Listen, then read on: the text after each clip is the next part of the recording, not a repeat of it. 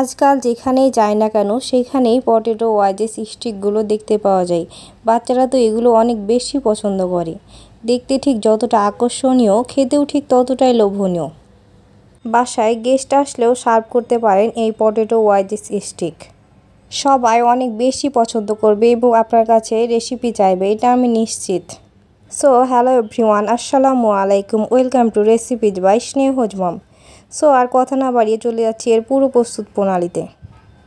এখানে আমি 2টা আলু নিয়ে নিয়েছি এবং আলুগুলো চিকন স্লাইস করে কেটে নিয়েছি এবং আলুগুলো খুব ধুয়ে পরিষ্কার করে নিয়েছি। দিয়ে দিচ্ছি 1/2 চা চামচ পরিমাণ লবণ।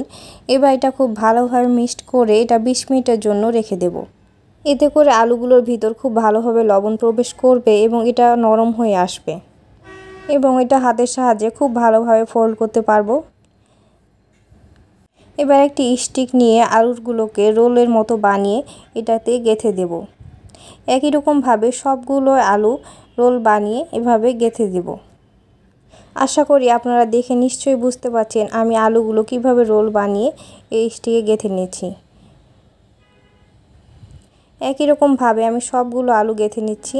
আপনারা চাইলে অন্য কোনোভাবে ওই আলু স্টিকগুলো গেঁথে নিতে পারেন, তবে এই স্টাইলটা আমার খুব ভালো লেগেছে, এই জন্য আমি সবগুলো স্টিক একই রকমভাবে গেঁথে নিচ্ছি। আপনাদের সুবিধার জন্য এটা খুব ভালোভাবে দেখিয়ে দিচ্ছি। একই রকমভাবে আমার পুরো স্টিকটা গেঁথে নেওয়া হয়ে গেছে। ঠিক একই রকমভাবে আমি সবগুলো স্টিক গেঁথে নিয়েছি। এবার এগুলো একটু ডিপ করার জন্য একটা ব্যাটার রেডি করে নেব। নিয়ে নিচ্ছি একটা বড় চামচের 1 চামচ ময়দা। সেই একই চামচের 1/2 চামচ পরিমাণ দিয়ে দিব কর্নফ্লাওয়ার। 1/2 চা চামচ পরিমাণ দিয়ে দিচ্ছি লবণ। গুঁড়ামরিচ দিয়ে দিচ্ছি 1/2 চা চামচ। 1 টেবিল চামচ পরিমাণ দিয়ে দিব ধনিয়া পাতা কুচি। চিলি ফ্লেক্স দিয়ে দিচ্ছি 1/2 চা চামচ। এবার যে চামচে আটাটা মেপে দিয়েছিলাম ঠিক ওই একই চামচের 2.5 চামচ পরিমাণ দিয়ে দিচ্ছি পানি। এবার এটা খুব ভালোভাবে মিক্স করে নেব। খুব ভালোভাবে নেড়েচেড়ে মিক্স করে নিচ্ছি এবং এখানে আরও অল্প কিছু পরিমাণ পানি লাগবে বলে মনে হচ্ছে, এজন্য এখানে আরও 1/2 চা চামচ পরিমাণ দিয়ে দিচ্ছি পানি। আবারও এটা খুব ভালোভাবে মিক্স করে নেব এবং একটা ব্যাটার তৈরি করে নেব। এবার একটি পটেটো স্টিক নিয়ে চামচের সাহায্যে ব্যাটারটা উঠিয়ে এই ব্যাটারটার মধ্যে পুরো পটেটো স্টিকটা ভালোভাবে ডিপ করে নেব। এই কাজটা খুব ভালোভাবে করতে হবে যেন পুরো পটেটো স্টিকটায় এই ব্যাটারটা খুব ভালোভাবে লেগে যায়। আমি চামচের সাহায্যে ব্যাটারটা বারবার উঠিয়ে পটেটো স্টিকটায় খুব ভালোভাবে লাগিয়ে নিচ্ছি। পুরোটা মাখিয়ে নেওয়া হয়ে গেলে এটা কিছুক্ষণ হাত দিয়ে ধরে থাকবো যেন এর এক্সট্রা ব্যাটারটা রয়েছে এটা যেন পড়ে যায়। এবার এটা রেডি টু ফ্রাই। চুলায় একটি প্যানে তেল দিয়ে গরম করে নিয়েছি। এবার স্টিকগুলো দিয়ে দিচ্ছি। মিডিয়াম লো হিটে এই স্টিকগুলো ভেজে নেব।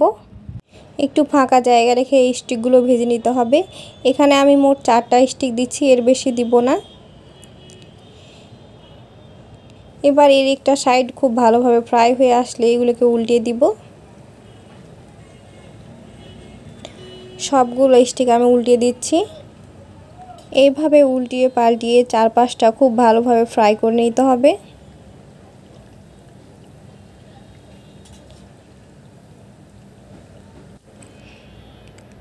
আমি আবার ওইটাকে উল্টিয়ে দিচ্ছি এবং চারিদিক খুব সুন্দর মতো ভেজে নিচ্ছি। আপনারা এখন দেখে নিশ্চয়ই বুঝতে পারছেন এটা কতটা ক্রিস্পি হয়ে গেছে। এটা ক্রিস্পি বানানোর জন্য এটা খুব সুন্দরভাবে ভেজে নিতে হবে। এটা এখন একদম রেডি। এটাকে আমি উঠিয়ে নিচ্ছি। এর এক্সট্রা তেলটা ছাড়িয়ে নিচ্ছি। একে একে বাকিগুলো সবগুলো উঠিয়ে নিচ্ছি।